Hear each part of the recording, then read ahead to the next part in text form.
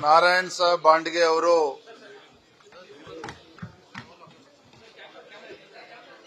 ಭಾರತೀಯ ಜನತಾ ಪಾರ್ಟಿಯ ಅಭ್ಯರ್ಥಿಯಾಗಿ ಇವತ್ತು ತಮ್ಮ ನಾಮಪತ್ರವನ್ನು ಸಲ್ಲಿಸಿದ್ದಾರೆ. ನಮಗೆ ಸಂಪೂರ್ಣ ವಿಶ್ವಾಸ ಇದೆ ಅವರ ಒಂದು ನೇತೃತ್ವದಲ್ಲಿ ಮುಂದಿನ ದಿನಗಳಲ್ಲಿ ರಾಜ್ಯಕ್ಕೆ ಒಂದು ನ್ಯಾಯ ಕೊಡ್ತಕ್ಕಂಥ ಕೆಲಸ ಅವರ ಒಂದು ನೇತೃತ್ವದಲ್ಲಿ ಆಗ್ತದೆ ಮತ್ತು ಪಕ್ಷಕ್ಕೂ ಕೂಡ ಒಂದು ಬಲವಂತ ಆಗ್ತದೆ ಅಂತೇಳಿ ನಮ್ಗೆ ಸಂಪೂರ್ಣ ವಿಶ್ವಾಸ ಇದೆ.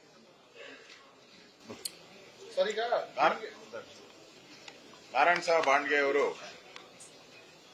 ನಮ್ಮ ಪಕ್ಷದಲ್ಲಿ ಸುಮಾರು 40-50 ವರ್ಷಗಳ ಕಾಲ ಸಾಮಾನ್ಯ ಕಾರ್ಯಕರ್ತರಾಗಿ ಪದಾಧಿಕಾರಿಯಾಗಿ ಪಕ್ಷದ ವಿವಿಧ ಜವಾಬ್ದಾರಿಗಳನ್ನು ನಿರ್ವಹಿಸಿ ಒಬ್ಬ ಸಕ್ರಿಯ ಕಾರ್ಯಕರ್ತನಿಗೆ ಈ ರೀತಿಯ ಉನ್ನತ ಪದವಿ ಸಿಕ್ಕಿರೋದು ಕರ್ನಾಟಕ ಬಿಜೆಪಿ ನಮ್ಮೆಲ್ಲರಿಗೂ ಕೂಡ ಬಹಳ ಸಂತೋಷ ತಂದಿದೆ. ಕೇಂದ್ರದ ನಾಯಕರು ಇತರ ಸಾಮಾನ್ಯ ಕಾರ್ಯಕರ್ತರನ್ನ ಗುರುತು ಮಾಡಿ ಕೊಡುವಂತ ಒಂದು ಪರಿಪಾಠವನ್ನ ಕಳೆದ ಹಲವಾರು ವರ್ಷಗಳಿಂದ ಪ್ರಾರಂಭ ಮಾಡಿದ್ದಾರೆ. ಯಾರು ಮೈಕ್ರೋ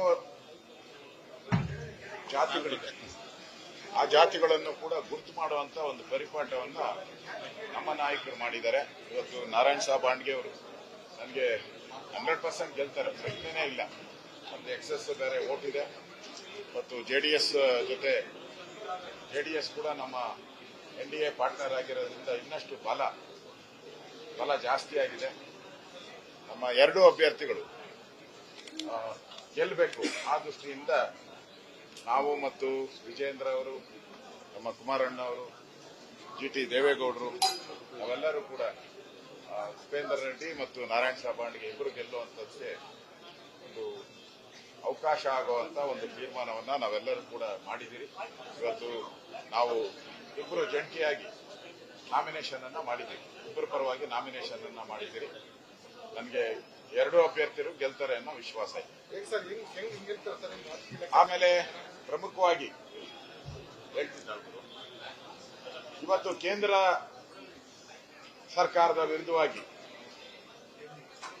ಏನು ದೆಹಲಿಯಲ್ಲಿ ರೈತರ ಚಳುವಳಿಯನ್ನ ಮಾಡುವಂತ ಒಂದು ಕುತಂತ್ರವನ್ನ ಮಾಡ್ತಾ ಇದ್ದಾರೆ. ಇದು ಕಾಂಗ್ರೆಸ್ಸಿನ ಟೂಲ್ ಕಿಟ್. ಇಡೀ ದೇಶದಲ್ಲಿ ಅವರ INDA ಪಾರ್ಟ್ನರ್ಸ್ ಏನಿದೆ ಅವರೆಲ್ಲ ಖಾಲಿ ಆಗ್ತಾ ಇದ್ದಾರೆ. ಸ್ಪೆಲ್ಲಿಂಗ್ ಏನೇನು ಬರ್ತದೆ AD ಅವೆಲ್ಲ ಖಾಲಿಯಾಗಿ ಕೊನೆಗೆ I ಮಾತ್ರ ಉಳ್ಕೊಂತಾರೆ. I ಮಾತ್ರ ಉಳಿಯೋದು, ಇನ್ನೆಲ್ಲ ಖಾಲಿ. ಮಮತಾ ಖಾಲಿ. ಯಾರು ಇದನ್ನ ಹುಟ್ಟಾಕಿದ್ರು ಈ ಒಂದು ಒಕ್ಕೂಟವನ್ನ,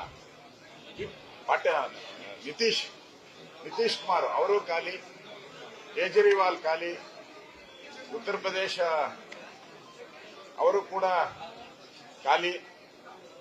ಈಗ ಒಬ್ಬೊಬ್ಬರೇ ಖಾಲಿ ಆಗಿದ್ದಾರೆ. ಮತ್ತೆ ಮಹಾರಾಷ್ಟ್ರದಲ್ಲೂ ಕೂಡ ಮಾಜಿ ಮುಖ್ಯಮಂತ್ರಿ ಆದಂತ ಅಶೋಕ್ ಚವಾಣ್ ಅವರು ಕೂಡ ಖಾಲಿ ಆಗಿದ್ದಾರೆ.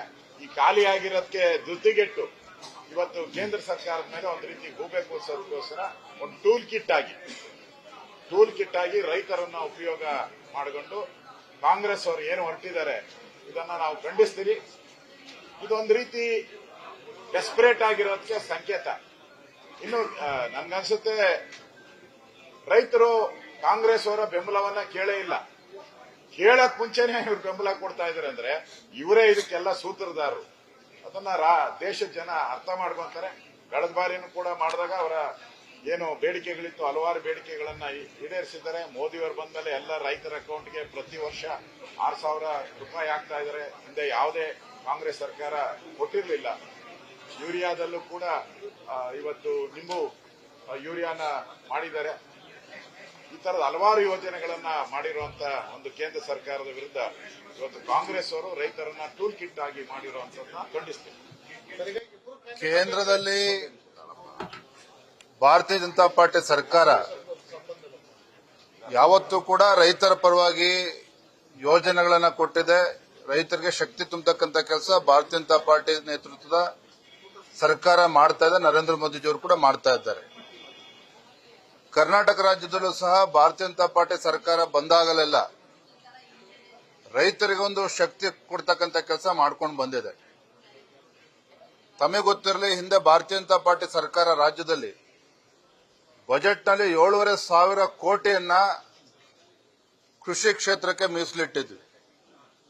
ಆದರೆ ಇಂದಿನ ಕಾಂಗ್ರೆಸ್ ಸರ್ಕಾರ ಸಿದ್ದರಾಮಯ್ಯನವರು ಮುಖ್ಯಮಂತ್ರಿ ಆದ್ಮೇಲೆ 4,500 ಕೋಟಿಯನ್ನ ಮೀಸಲಿಟ್ಟಿದ್ದಾರೆ. ಅಂದ್ರೆ ಅದರಲ್ಲೂ ಕೃಷಿ ಕ್ಷೇತ್ರಕ್ಕೂ ಕೂಡ ಇವತ್ತು ಕಡಿತವನ್ನ ಮಾಡೋದ್ರ ಮುಖೇನ, ಬಜೆಟಿನ ಅನುದಾನವನ್ನ ಕಡಿತ ಮಾಡೋದ್ರ ಮುಖೇನ ರೈತರಿಗೆ ಅನ್ಯಾಯ ಮಾಡ್ತಕ್ಕಂಥ ಕೆಲಸವನ್ನ ಮಾಡ್ತಾ ಇದ್ದಾರೆ. ಇವತ್ತು ದೆಹಲಿಯಲ್ಲಿ ಏನು ರೈತರು ಇವತ್ತು ಕೇಂದ್ರ ಸರ್ಕಾರದ ವಿರುದ್ಧ ಹೋರಾಟಕ್ಕೆ ಇಳಿದಿದ್ದಾರೆ, ಬೀದಿಗೆ ಇಳಿದಿದ್ದಾರೆ. ಎಲ್ಲೋ ಒಂದು ಕಡೆ ಇದು ಕಾಂಗ್ರೆಸ್ಸಿನ ಒಂದು ಷಡ್ಯಂತ್ರ. ಕೇಂದ್ರದಲ್ಲಿ ಭಾರತೀಯ ಜನತಾ ಪಾರ್ಟಿ ಮತ್ತೊಮ್ಮೆ ಅಧಿಕಾರಕ್ಕೆ ಬರ್ತದೆ, ಎನ್ಡಿಎ ಮತ್ತೆ ಕೇಂದ್ರದಲ್ಲಿ ಸ್ಪಷ್ಟ ಬಹುಮತದೊಂದಿಗೆ ಅಧಿಕಾರಕ್ಕೆ ಬರ್ತದೆ, ಮೋದಿಜಿಯವರು 3ನೇ ಬಾರಿಗೆ ಪ್ರಧಾನಮಂತ್ರಿ ಆಗುವುದನ್ನ ಕೇಳೋದಕ್ಕೆ ಕೂಡ ಸಹಿಸಕ್ ಆಗದೇನೆ ಕಾಂಗ್ರೆಸ್ ಪಕ್ಷದ ಒಂದು ಷಡ್ಯಂತ್ರದಿಂದ, ಕುತಂತ್ರದಿಂದ ರೈತರಿಗೆ ಕುಮ್ಮಕ್ಕು ನೀಡತಕ್ಕಂಥ ಕೆಲಸವನ್ನ ಮಾಡ್ತಾ ಇದೆ. ನಮ್ಮ ಕೇಂದ್ರ ಸರ್ಕಾರ ಮತ್ತು ನಮ್ಮ ಕೇಂದ್ರ ಸಚಿವರು ಸಹ ರೈತರೊಂದಿಗೆ ಸಮಾಲೋಚನೆ ಮಾಡಿ ಅವರ ಬೇಡಿಕೆಯನ್ನು ಈಡೇರಿಸತಕ್ಕಂಥ ಪ್ರಯತ್ನ ನಿರಂತರವಾಗಿ ನಡೀತಾ ಇದೆ. ಆದರೆ ಇದು ನಡುವೆನೂ ಕೂಡ ಕಾಂಗ್ರೆಸ್ ಅವರು ಒಂದು ರಾಜಕೀಯ ಪಿತೂರಿನೂ ಕೂಡ ಇದರಿಂದ ಅಡಗಿದೆ ಅಂತಕ್ಕಂಥದ್ದು ಮೇಲ್ನೋಟಕ್ಕೆ ಸ್ಪಷ್ಟ ಆಗ್ತದೆ. ಆದರೆ ಒಂದಂತೂ ಸ್ಪಷ್ಟ, ಭಾರತೀಯ ಜನತಾ ಪಾರ್ಟಿ ಕೇಂದ್ರದಲ್ಲಿರ್ಬೋದು, ರಾಜ್ಯದಲ್ಲಿರ್ಬೋದು, ಯಾವತ್ತೂ ಕೂಡ ರೈತರ ಪರವಾಗಿ ನ್ಯಾಯವನ್ನು ಕೊಟ್ಟಿರ್ತಕ್ಕಂಥದ್ದು, ರೈತರಿಗೆ ಶಕ್ತಿಯನ್ನು ಕೊಟ್ಟಿರ್ತಕ್ಕಂಥದ್ದು. ಇವತ್ತು ಪ್ರಧಾನಮಂತ್ರಿ ಕಿಸಾನ್ ಸಮ್ಮಾನ್ ಯೋಜನೆ 6,000 ರೂಪಾಯಿ ಕೊಡ್ತಾ ಇದ್ದಾರೆ. ನಮ್ಮ ಬಿಜೆಪಿ ಸರ್ಕಾರ ಯಡಿಯೂರಪ್ಪನವರು 4,000 ರೂಪಾಯಿ ಕೊಡ್ತಾ ಇದ್ರು. ಸಿದ್ದರಾಮಯ್ಯನವರು ಬಂದ್ಮೇಲೆ ಅದನ್ನು ಕೂಡ ನಿಲ್ಲಿಸಿದ್ದಾರೆ. ಹಾಗಾಗಿ ರೈತರ ಬಗ್ಗೆ ಮಾತನಾಡ್ತಕ್ಕಂಥ ಯಾವುದೇ ಒಂದು ನೈತಿಕತೆ ಇವತ್ತು ಕಾಂಗ್ರೆಸ್ ಪಕ್ಷ ಉಳಿಸಿಕೊಂಡಿಲ್ಲ. ಒಂದು ಹತಾಶ ಮನೋಭಾವನೆಯಿಂದ ಇವತ್ತು ರೈತರಿಗೆ ಒಂದು ರೈತರ ಹೋರಾಟದ ಹಿಂದೆ ನಿಂತು ಪಿತೂರಿ ಮಾಡ್ತಕ್ಕಂಥ ಕೆಲಸ ಕಾಂಗ್ರೆಸ್ ಪಕ್ಷ ಮಾಡ್ತಾ ಇದೆ. ಅದರಲ್ಲಿ ಅವರು ಯಶಸ್ಸು ಕಾಣೋದಕ್ಕೆ ಸಾಧ್ಯ ಇಲ್ಲ. ಇವತ್ತಿನ ರಾಜ್ಯಸಭೆಯ ನಾಮಪತ್ರವನ್ನು ಸಲ್ಲಿಸತಕ್ಕಂಥ ಕೊನೆಯ ದಿನ. ಭಾರತೀಯ ಜನತಾ ಪಾರ್ಟಿ ಹಾಗೂ ಜಾತ್ಯತೀತ ಜನತಾದಳದ ಮೈತ್ರಿಯ ಒಂದು ಹಿನ್ನೆಲೆಯಲ್ಲಿ ಬಿಜೆಪಿಯಿಂದ ಅಧಿಕೃತ ಅಭ್ಯರ್ಥಿಗಳಾಗಿ ನಾರಾಯಣ ಸಾ ಬಾಂಡ್ವಿ ಅವರು ಅಭ್ಯರ್ಥಿಯೇನಿದ್ದಾರೆ. ಅದರ ಜೊತೆಯಲ್ಲಿ ಇವತ್ತು ಕುಪೇಂದ್ರ ರೆಡ್ಡಿ ಅವರನ್ನ ಬಿಜೆಪಿ ಜೆಡಿಎಸ್ನ ಎನ್ಡಿಎ ಅಭ್ಯರ್ಥಿಯಾಗಿ ಕಣಕ್ಕೆ ಇಳಿಸಲಿಕ್ಕೆ ಕಾರಣ ಬಿಜೆಪಿಗೆ ಇರತಕ್ಕಂಥ ಸರ್ಪ್ಲಸ್ ಮತದಾನ ಏನಿದೆ ಮತ್ತು ಜೆಡಿಎಸ್ ಅಲ್ಲಿ ಇರತಕ್ಕಂಥ ಮತದಾನ, ನಮ್ಮ ಶಾಸಕರುಗಳ ಸಂಖ್ಯೆ, ಇದು ನಷ್ಟ ಆಗಬಾರದು ಅಂತಕ್ಕಂಥ ದೃಷ್ಟಿಯಿಂದಲೇ ಎರಡೂ ಪಕ್ಷಗಳ ಮೈತ್ರಿ ಅಭ್ಯರ್ಥಿಯಾಗಿ ಎನ್ಡಿಎ ಅಭ್ಯರ್ಥಿಯಾಗಿ ಕುಪೇಂದ್ರ ರೆಡ್ಡಿ ಅವರು 2ನೇ ಅಭ್ಯರ್ಥಿಯಾಗಿ ಚುನಾವಣೆಯಲ್ಲಿ ನಿಲ್ತಕ್ಕಂಥ ನಿರ್ಧಾರ ದೆಹಲಿಯ ಬಿಜೆಪಿಯ ರಾಷ್ಟ್ರೀಯ ಅಧ್ಯಕ್ಷರು ಮತ್ತು ಹಿರಿಯ ನಾಯಕರು ಮತ್ತು ರಾಜ್ಯ ಘಟಕದ ಬಿಜೆಪಿಯ ಅಧ್ಯಕ್ಷರು ಮತ್ತು ಪಕ್ಷದ ಮುಖಂಡರು ಎಲ್ಲ ಸೇರಿ ಈ ತೀರ್ಮಾನ ಇವತ್ತೇನು ಮಾಡಿದ್ದೇವೆ. ಇವತ್ತು ನಮ್ಮ ಒಂದು ಮತದ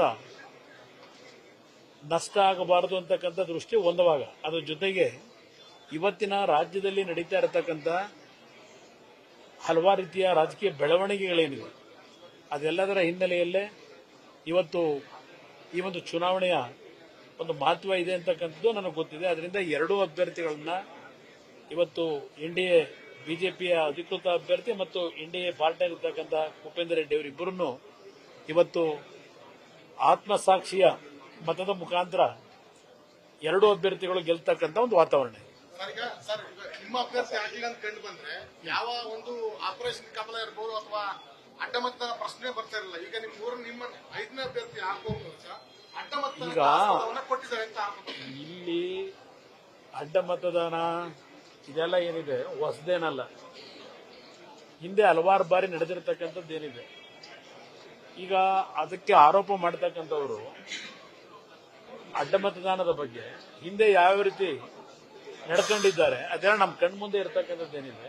ಅದಕ್ಕೆ ಹೇಳಿದ್ದು ಈ ಚುನಾವಣೆಯಲ್ಲಿ ಎಲ್ಲ ಪಕ್ಷದ, ವಿಶೇಷವಾಗಿ ಕಾಂಗ್ರೆಸ್ನ ಪಕ್ಷದ ಶಾಸಕ ಮಿತ್ರರಿಗೆ ಆತ್ಮಸಾಕ್ಷಿಯ ಮತವನ್ನು ನೀಡಿ ಅಂತಕ್ಕಂಥದ್ದನ್ನು ಮನವಿ ಮಾಡ್ತಾರೆ. ಸರ್, ಹಿಂದೆ ಹಲವಾರು ಆರೋಪ ಬಂದಿತ್ತು. ಆ ಸಂದರ್ಭದಲ್ಲಿ ಕುಮಾರಸ್ವಾಮಿ ಅವರು BM ಫಾರೂಕ್ ಇರ್ಬೋದು ಭೂಪೇಂದ್ರ ರೆಡ್ಡಿ ಅವರನ್ನ ಮೊದಲು ಬಲಿಪಶು ಮಾಡಿದ್ರು ಅಂತ ಆರೋಪ ಇತ್ತು ಇದೇ ವಿಷಯದ. ಇಲ್ಲೇ ಅದೆಲ್ಲ ಹೇಳೋದ ಮಾತಾಡ್ತಕ್ಕಂಥವ್ರು ಮಾತನಾಡ್ತಾರೆ.